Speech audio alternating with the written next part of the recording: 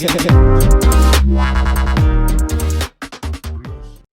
guys, in this video we're gonna go over what's next for the DC Extended Universe. I know it's been a while since we've done a video about anything other than Pokemon, but we're gonna get back to our roots and see what's coming up for them. So first of all, the main thing is Zack Snyder's Justice League will be coming out sometime next year in 2021. I believe it is spring. But there have been several news about the movie here in the last couple of months. We're gonna go through them and see what's what. So obviously I have my little thing here. So it is going to be 4 hours long. It looks like it is going to be released in 4 1-hour parts, whether it's going to be a weekly basis or just all at once, just separated in 4-hour segments. That's still to be determined, but I feel like that's probably going to be what it is. Now, Zack Snyder has said that he will not use any footage from the 2017 release, and he did say say some things about the movie. Now, he has said that he has not seen the movie, Joss Whedon's version of Justice League, and also he said, and I quote, "I would set it on fire before I would use a single frame that I did not photograph." That is a fucking hard fact. So the fact that he would rather set his movie on fire and actually use any footage that was used on Joss Whedon's version, it does tell you a lot. It tells you that it's not the movie he wanted to be seen. It's not what he wanted to make, and it's just not probably what he wanted the fans to see. That says a lot about him as a director and just in a person overall. He is very passionate about everything that he works on, so I am excited to see his version of things. As it was shown in the Justice League trailer, Darkseid will be the main villain. If you haven't seen the trailer, I highly recommend it. It's a really good trailer. It doesn't give too much away, but it does give you a glimpse of the few different things that we are going to see. Also, as well as I believe it was Justice Con, where he released a clip that Superman will don his iconic black suit after being revived. So that is something that he wanted to have from the very beginning. Warner Brothers had turned him down, but he was finally able to get it into the movie, and I'm really pumped to see that. It is rumored to have more Ray Fisher, aka Cyborg, scenes in there, as well as Ezra Miller's Flash. In the trailer, we did see some of Iris West scenes in there, so that would be interesting to see. Give them more in-depth into their characters and just what the version that Zack Snyder wanted us to see. And me personally, I think the biggest news that has come out about the Snyder Cut is the fact that Jared Leto will be returning as the Joker. Now, he was never a part of the original shoot, but he was apparently he was called for the reshoots that have been going on to finish up the Snyder film.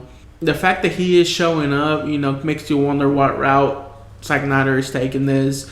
I have seen where people say that he might be teaming up with Batman to take down Superman that is being controlled by Darkseid. Is kind of seen as the nightmare scenes that they call in the Batman v Superman movie, where Superman turns bad and it's kind of like has his own little army.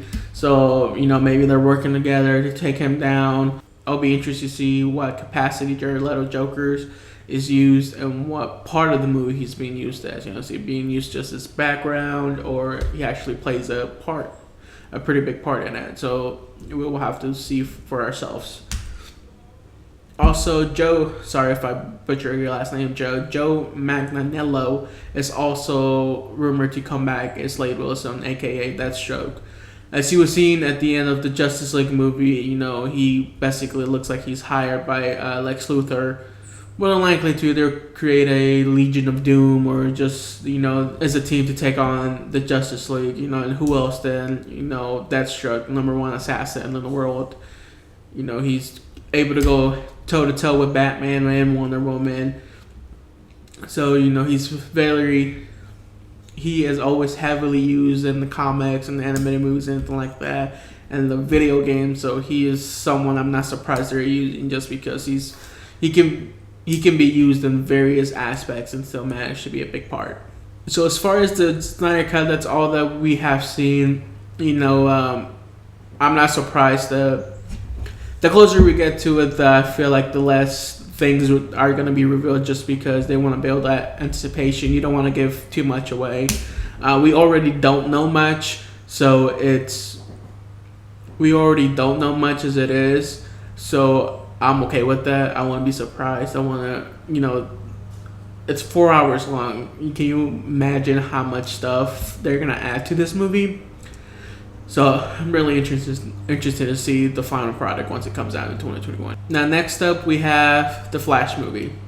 Now, the Flash movie right now is scheduled to come out until 2022, and it's believed it's supposed to start filming sometime next year.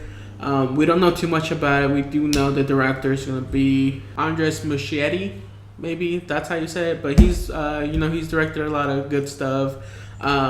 I think the most interesting things that he's directed is both It movies. He does know how to mix genres together. So I am looking forward to how he is going to bring this movie to life.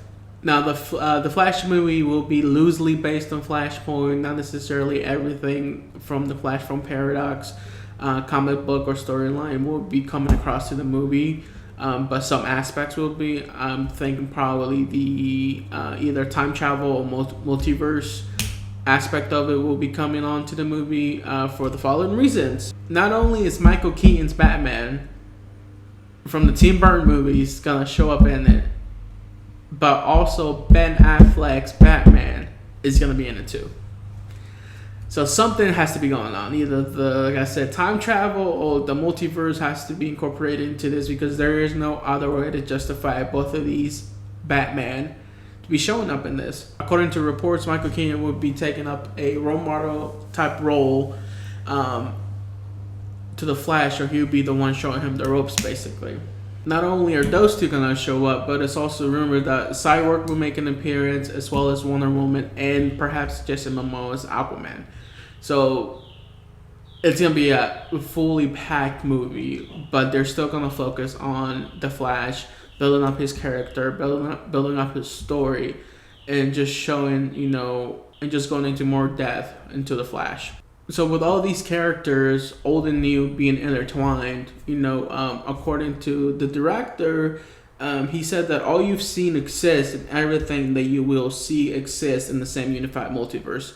So just because we're getting new stuff does not mean that he is forgetting everything that came with beforehand. Just like how multiverse works, they are in two parallel, while they might be going at the same pace, they're just branching off. But yet they're all in the same lane, basically. So that's what multiverse is. It's so confusing. They're happening at the same time, but each one, it's different from the other in little ways here and there. So it'll be interesting how all that is incorporated to the film and how well it's explained to the audience. Because unless you read comic books or know anything about multiverse or anything like that, you don't know how really confusing it is. So hopefully they work out a way to explain it easier, and so that way everyone will be able to follow along. So next up after the Flash, we have the Black Adam movie. So nothing much has been done to the Black Adam movie. It's still in pre-production. Nothing has filmed, nothing like that. We did get a pretty badass concept art, like sequence video from The Rock during DC fandom. So if you have not watched that, I will highly suggest that I do have a video of that on the channel. So obviously The Rock will be playing Black Adam, and when we saw this video, we saw that Black Adam will be facing the Justice Society of America. If you're not familiar with Justice Society of America, I believe it was the Golden Age comics. I want to say it was around the 60s when they were first introduced. I am sorry if I'm incorrect about that. But it was basically the first superhero team that was, created. In this version of it, we're going to be getting Atom Smasher, who is played by Noah Centineo. We're going to have Hawkman, who is played by Aldous Hodge. We will also have Dr. Fate and Cyclone. Now, both of those have not been said who will be playing them, but it's a hell of a team, really. I'm really excited about Hawkman and Dr. Fate. I am curious to see what version of Hawkman we're going to get. Are we gonna get the version that he is reincarnated? Are we gonna get the Hawkman from another world? And Dr. Fate is just a badass character overall. One of the strongest magic users in the world, in the multiverse altogether. So he's a really cool character, very formidable against Black Adam. Next up, we have the Green Lanterns TV show that will be premiering in HBO Max. Now, it has not been said if this TV show is going to be connected to the movies or if it's just going to be connected in the multiverse per se. Just how, the Batman with Robert Pattinson might not be in the same continuity as Ben Affleck's Batman, but it's still in the same multiverse. So, it probably will be something like that. We don't know too much about this show. We just really know who's going to be a part of the show. We have characters like Alan Scott, who is the Earth's first Green Lantern. Now, he doesn't have the same... now, he doesn't get his powers from the battery like the rest of the Green Lanterns. He is somewhat different just because he was released earlier alongside the Justice Society of America. So his powers come from a different place. But as far as the Green Lanterns, we do have Guy Gardner, Simon Baz, and Jessica Cruz. Now, Guy Gardner was the third Green Lantern from Earth.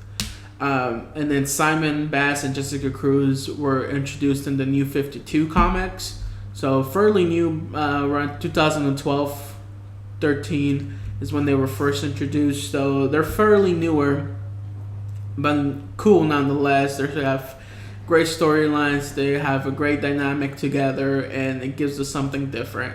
And then we're also going to have Sinestro and Kilowog. So Kilowog is basically like their trainer. Is the ones who shows them the ropes.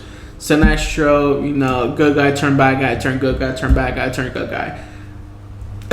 So he's definitely going to be the wild one of the show. I'm curious to see which version of Sinestro we're going to see. But I cannot wait to see this. Green Lantern is by far one of my favorites of all time. It sucks that we don't get no Hal Jordan or Jon Stewart on this, but maybe we'll go within time. Or, it is good that they're not using them as well because, it gives the other characters a place to shine. Most of these characters we probably never see the day of light if it came to a movie. So if this is what it takes to showcase them, then I'm all for it. Lastly, just a small snippet of news. We did get a title for the Shazam sequel. It will be Shazam! Fury of the Gods, as well as Michael B. Jordan will be producing a Static Shock movie. So that I'm also looking forward to. Static Shock was a great animated TV series. If you not have seen it, I highly recommend it. It was ahead of its time. Great animation, great story plots, and introduces a great character that he's also in a couple episodes of Justice League the animated TV show. So definitely I would check that out. So DC definitely has his hands full for the next couple of years. Sadly, with this corona going on, everything has been either put on hold or just, pushed back. But I am looking forward to seeing all this upcoming movies and TV shows. So let me know what you're most excited about in the comments. And hopefully here soon we'll have more news about all this stuff and we would go over that. Until then, see you guys next time.